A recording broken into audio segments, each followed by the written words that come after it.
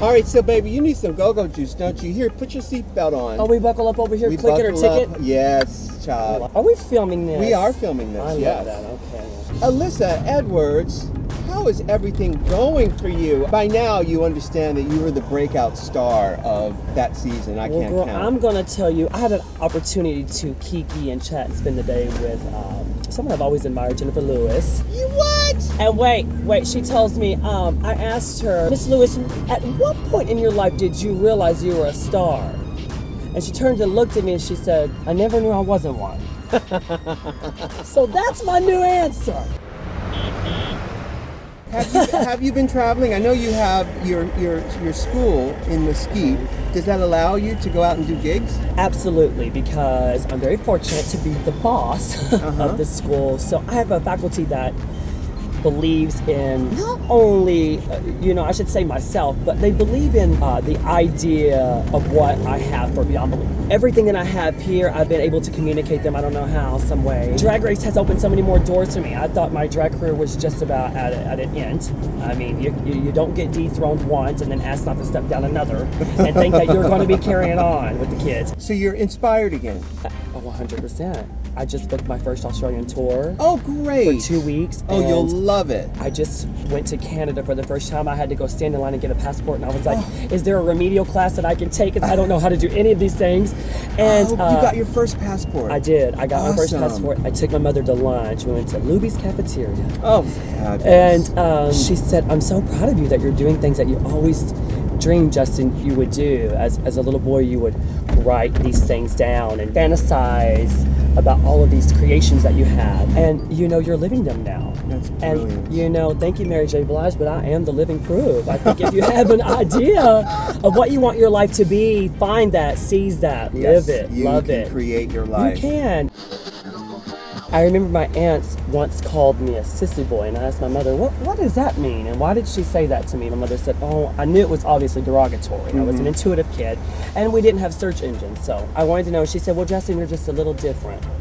And I said, what do you mean different? She said, you're just a little different as a little boy, but be who you are and be happy. Thinking about my childhood and the experience I had on Drag Race and all that, and people saying, oh, you're the breakout star, and you're this and you're that. I'm very thankful that I was just always myself. And I had a family that maybe just kind of let me be. That's a good thing. Now, I know that you had some issues with your father, but for the most part, they just let you be. Oh, my dad wasn't bothered. He was just like, let him be, let him carry on. If you want to do drill team and high kicks and all that, just do it in the backyard. Yeah.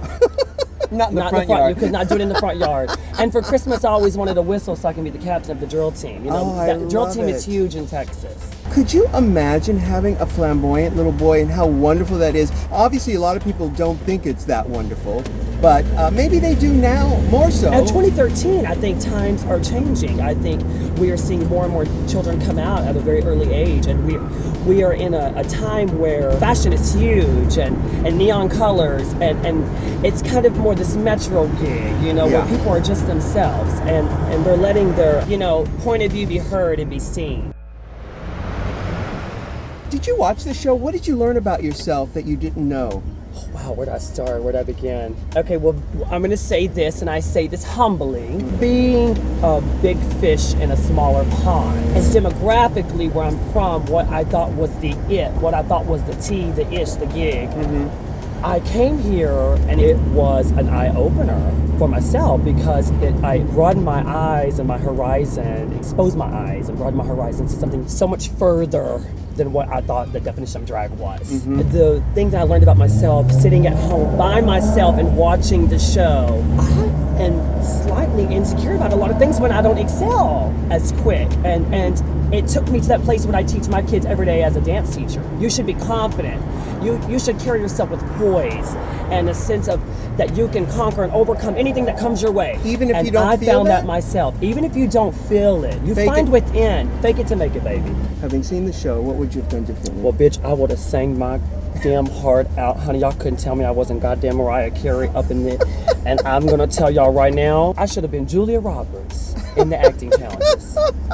But I was so thrown that there were 5 or 6 or 7 or 13 other bitches better than me at it.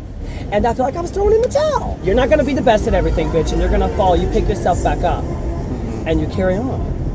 Honey, just when y'all thought it was the sequel. Well, we are at the end of our.